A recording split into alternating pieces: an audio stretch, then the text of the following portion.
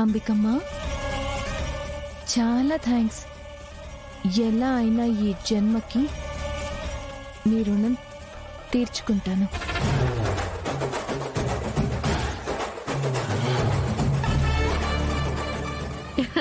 పోనీలే, ఎప్పుడు నేను తిట్టే అంబికనే నీకు కళ్ళు తెప్పించింది.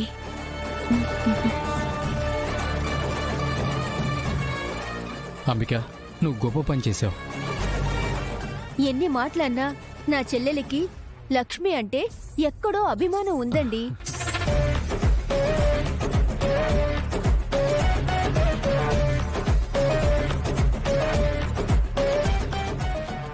అంతే కదమ్మా, మనం ఎవ్వరు చేయలేని పని అంబికమ్మే చేసింది.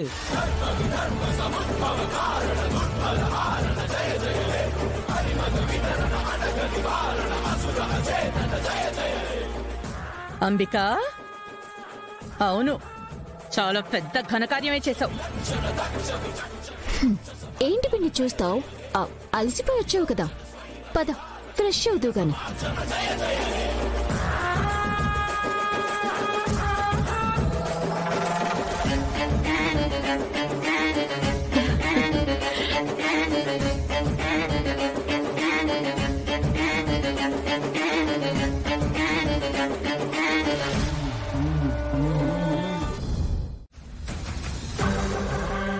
కనకం, ఆగు.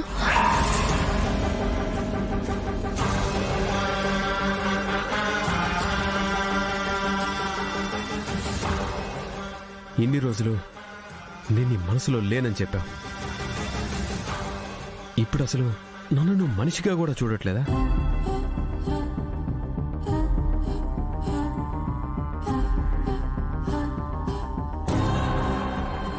లేకపోతే నన్ను బయట వాళ్ళ కింద జమ కట్టేశావా? లేక నువ్వు నన్ను కంప్లీట్గా దూరం పెట్టావా? ఎందుకు విహారీ గారు అంతంత మాట్లాడుతున్నారు? లేకపోతే ఏంటి కనుక, నాకు నువ్వు తెలిసినప్పటి నుంచి, నీ మెడలో నేను తాళి కట్టినప్పటి నుంచి నీ జీవితంలో ఎదురైనవన్నీ సమస్యలే. నీకు ప్రతిరోజు మిగిలింది కూడా కన్నీళ్లే. ఇన్ని రోజులకి నీకు ఒక చిన్న మంచి జరిగితే అది కూడా నువ్వు నాతో పంచుకోకూడదు అనుకున్నావా?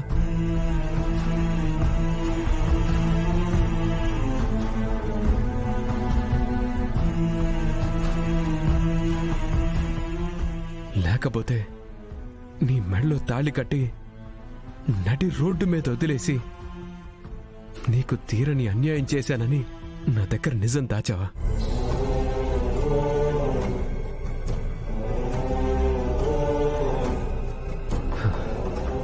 కనకం, నువ్వు నా గురించి ఎలా అనుకున్నా ఏమనుకున్నా నాకు మాత్రం నువ్వే ప్రాణం, నువ్వే సర్వస్వం అనుకున్నాను. అలాంటి నా మనిషి నన్ను పరాయి వాళ్ళ చూస్తుంటే భరించలేకపోతున్నాను.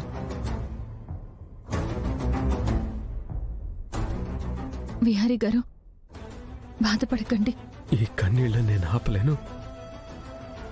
ప్రేమించిన మనిషి దూరం పెడుతుందని తెలిసాక ఈ కన్నీళ్ళని ఆపలేకపోతున్నాను కనుక, ఆపలేకపోతున్నాను.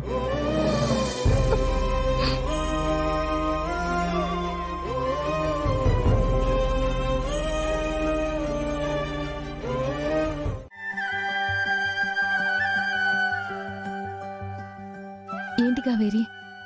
ఇప్పుడు నాకు చాలా సంతోషంగా ఉంది. నీకు చూపు రావడం అంటే మా అమ్మే తిరిగి నీ రూపంలో నా ముందుకొచ్చినట్టుంది. కావేరి, మీ అమ్మగారు 2 త్యాగాలు చేశారు. విహారీ గారిని కాపాడి ఆమె ప్రాణత్యాగం చేశారు.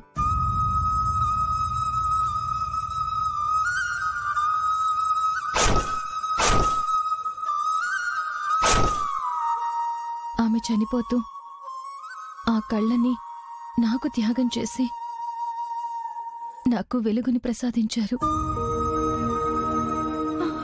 నేను చచ్చిపోతే నా కళ్ళు లక్ష్మికి ఇవ్వండి. ఆమె త్యాగాలకి మేము ఎవరు ఏమి ఇచ్చుకున్నా అది చాలా తక్కువే కావేరి. నీకు ఆ స్వర్గంలో ఉన్న మీ అమ్మగారికి ఎప్పటికీ మేము రుణపడి ఉంటాము. అయ్యో అలా అనద్దు. ఎందుకంటే మీకు విహారీ గారికి నేను రుణపడి ఉండాలి. మా అమ్మ అడగగానే విహారీ గారు నా కోసం రామాపురం వచ్చారు.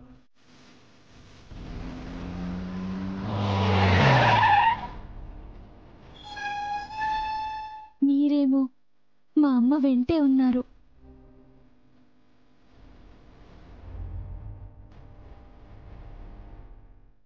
ఆ దేవుడి శాపమో ఏంటో నన్ను మా అమ్మతో ఉండనివ్వకుండానే ఆయన దగ్గరికి మా అమ్మను తీసుకువెళ్ళిపోయాడు.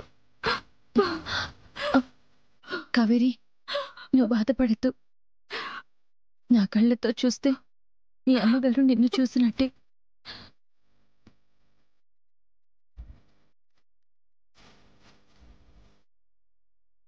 నువ్వు మీ అమ్మగారికి దూరంగా లేవు కావేరి. ఆమె నిన్ను నా చూపులతో పైనుంచి చూస్తూ ఉంటుంది. నువ్వు బాధపడితే ఆమె కూడా బాధపడుతూ ఉంటుంది. లేదు, నేను ఇంక బాధపడను. ఎందుకంటే మా అమ్మ నా కళ్ళ ముందు నీ కళ్ళలో ఉంది.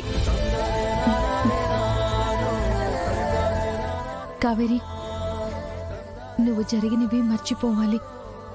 ఇక నుంచి కొత్త జీవితం మొదలు పెట్టాలి, సరేనా? పద.